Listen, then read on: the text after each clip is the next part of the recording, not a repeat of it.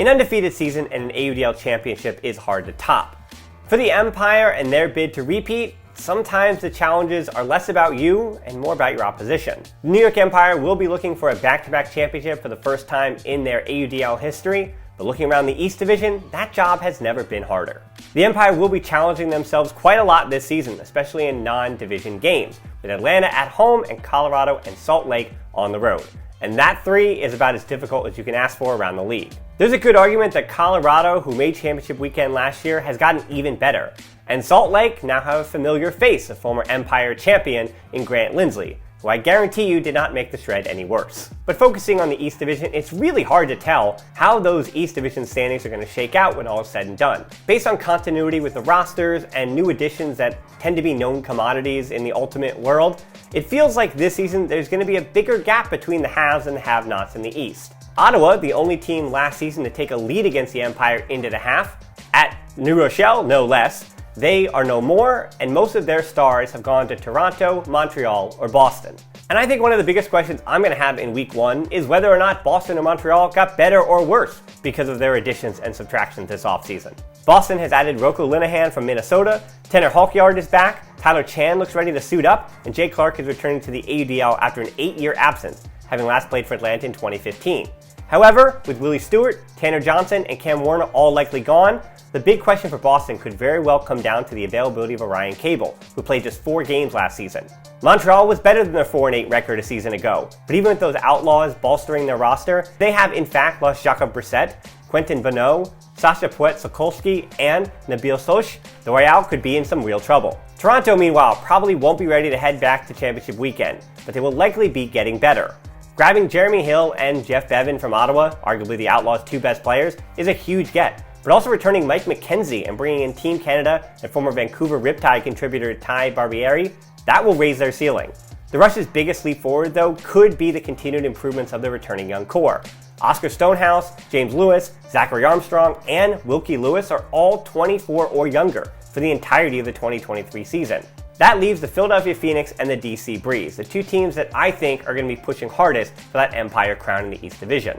New York sees Philly in week 1 on Saturday. And I think you're going to be able to tell a lot about the Philadelphia Phoenix, whether or not they did take a little bit of a step forward or whether or not they're going to have to take a few weeks to figure things out. Because unfortunately for the Phoenix, progress isn't always linear. Because if it was, another season of that go-for-broke big play system would mean closing the gap quite a bit on New York and DC instead of being the best of the other 4. CJ Colicchio is the big, literally big pickup coming over from Pittsburgh, and he definitely fits that big play potential that having Jordan Ryan, Sean Mott, James Pollard, and Greg Martin all allow you to have. Former Empire player Noah Chun-Moy is, to me, the biggest two-way X-factor for Philly. But the key to their season could come down to the ways that the next generation in Nate Little, Gavin Abramson, Scott Heyman, and let's throw in Paul Owens, plus the good things I've heard of Andres Rodriguez, how that group fills the holes left by the departed Mike Arcata, Matt Esser, and Dustin Damiano. And even a quick pit stop outside of the division, I don't want to count my chickens before the hatch, because even if the Empire do get to championship weekend, it means that they're likely going to be facing who is Salt Lake again, or the Colorado Summit, or the Los Angeles Aviators, or the Austin Soul. The Carolina Flyers have said goodbye to some of an older generation, and they picked up Joe White from Chicago, and it's a pretty dangerous player for the Carolina Flyers. And as I said before, I think the Summit are going to be even better with some of their pickups, and the fact that I think year number 2 is going to mean even more chemistry and even more figuring things out at the AUDL level. And coming back to the division, and I made the claim before, and I'll say it again, I really do truly think the AUDL champion is coming from the East Division.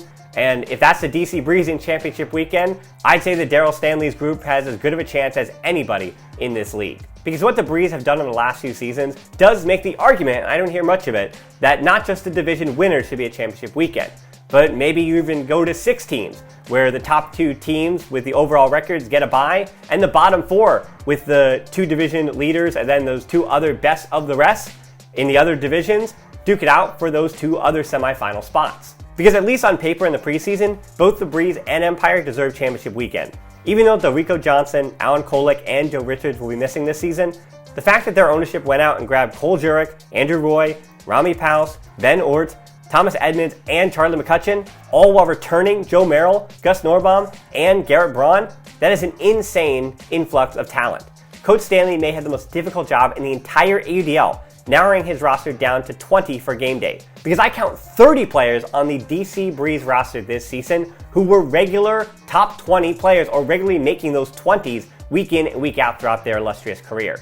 But that New York DC matchup is going to have to wait because already tomorrow the AUDL season 2023 begins. It's season number 10 for the New York Empire. We'd love to have you there at Vecina Field at 7 p.m. So get your tickets and we'll see you there.